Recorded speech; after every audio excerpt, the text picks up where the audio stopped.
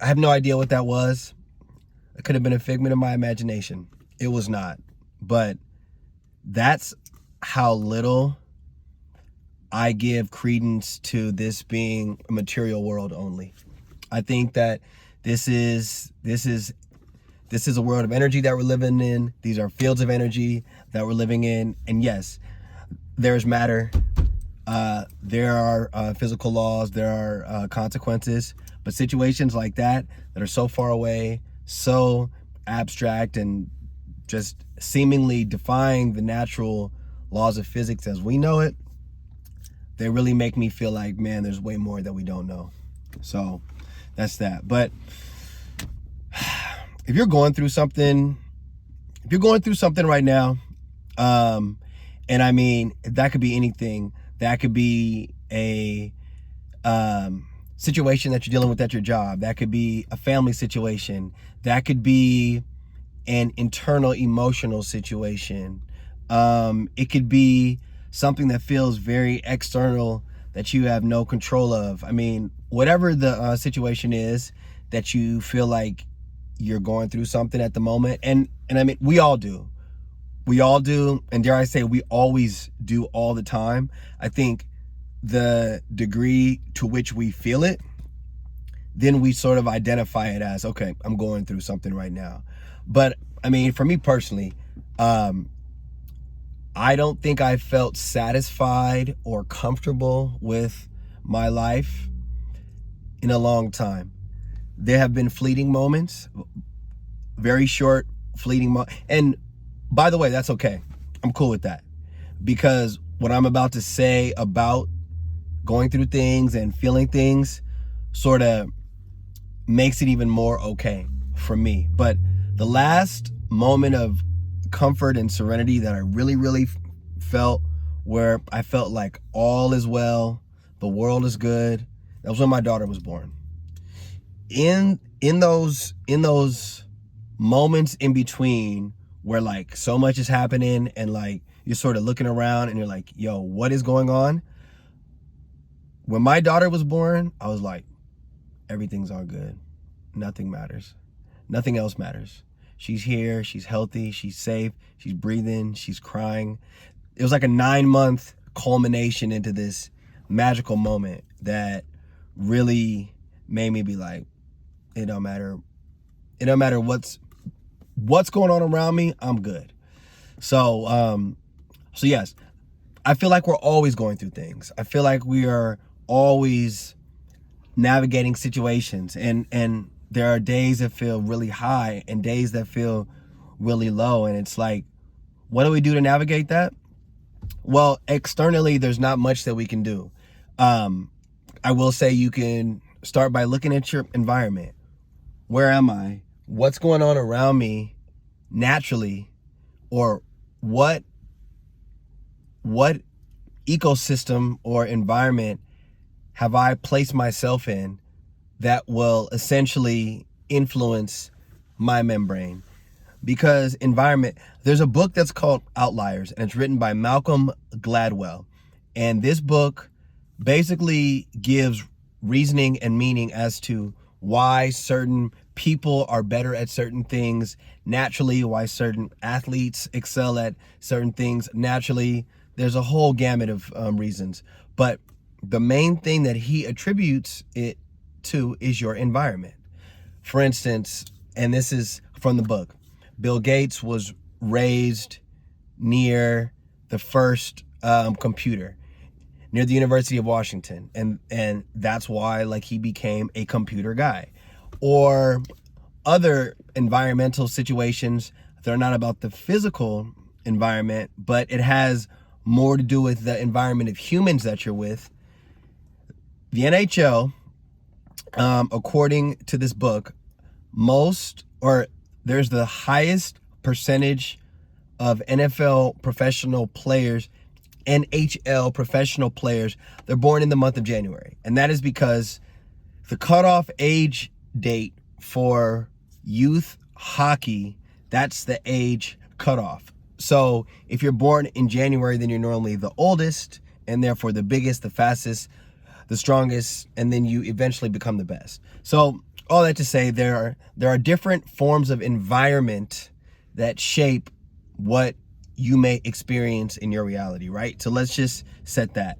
That I think is the one external factor that I can attribute to why is my life going the way that it is from an external perspective. It has a lot to do with the environment that you're in and the people that you're surrounding yourself with. They make up your environment. Outside of that, as you just exist and walk through life with a certain level of intention, there's not much that can be done about your external circumstances, because things are going to happen the way that they happen based on statistical probability, based on circumstance, based on things that we don't really know, and then your environment.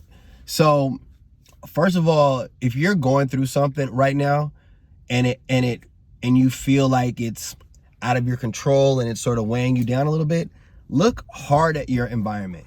Who am I spending my time with? Where am I spending my time? Because that influences a lot of what you deal with in your life. Straight up. If you're chilling with a bunch of good, positive, healthy individuals on a day-to-day, there's a higher probability that you will be healthy and positive yourself. And vice versa. If it's the other way around, you will more than likely be in that state of the other way around.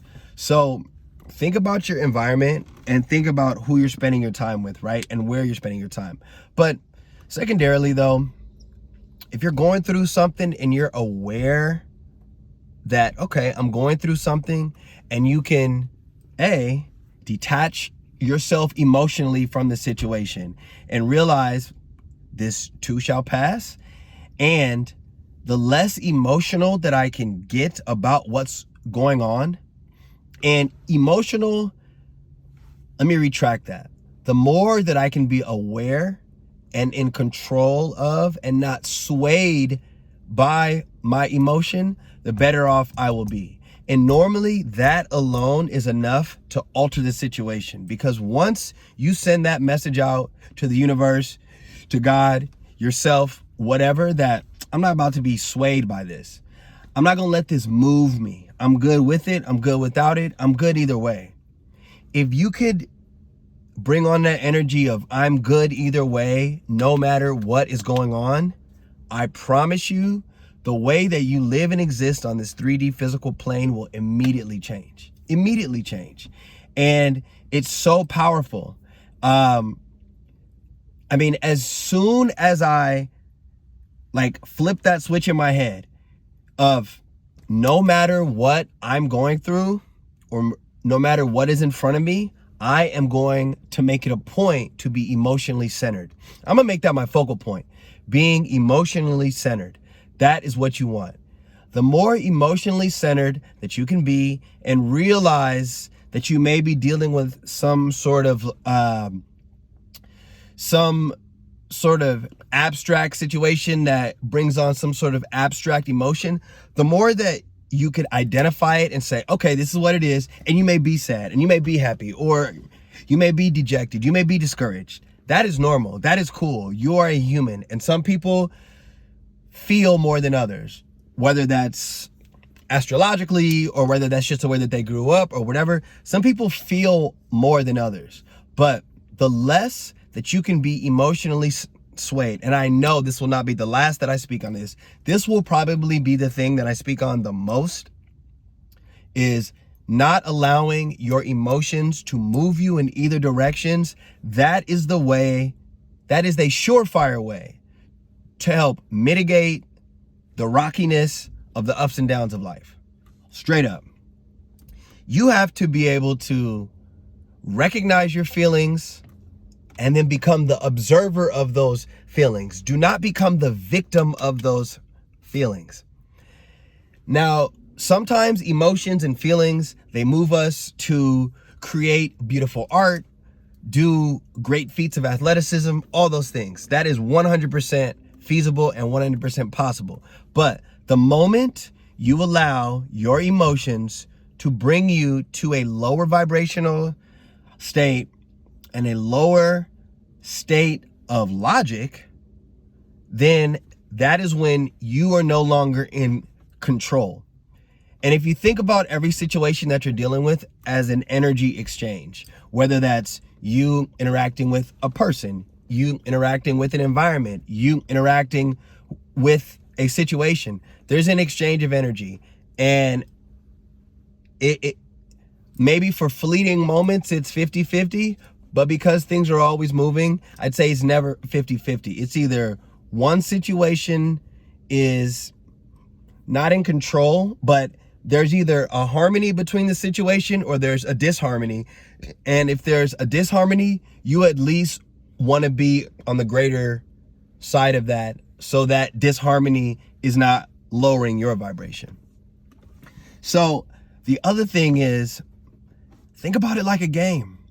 And don't even think about it like a game, because for all we know, this might be one. But think about it like the gym. Everything that you're going through is your gym. That is your emotional gym. That is your mental gym. That is your logical gym. Because we are biomechanical beings that have superhuman powers, and we can figure out any situation. We can find an answer to any situation. And all that it requires from us is to remain emotionally centered so that we can use our logic and our common sense. And if we don't know the answer, our higher self will guide us to the answer. So, and I'm speaking very humbly from a point of, I don't know what you're going through. And I know that it's easy for me to sit back on a soapbox and say, just be emotionally neutral and be centered. I mean, but yeah, though, if you can do that, you will win. If you can do that, you have a higher probability of overcoming the situation and finding harmony within anything that you are dealing with. It can suck, and you can admit that it sucks. You can agree that it sucks. You can be aware that it sucks. You can recognize that it's difficult, all that. But the difference is you can go into a situation and say, damn, this is hard. I don't like the way that this feels. It's going to require some work and some figuring out for me to make it through it, but I'm not going to let it sway me. I'm not going to let an external situation affect my internal vibration. You cannot do that. I'm not saying it's easy, but if you want to remain in control of your vessel and keep your vessel moving in a positive direction, the number one thing that you have to focus on is remaining emotionally neutral no matter what's going on around you. You're good with it. You're good without it.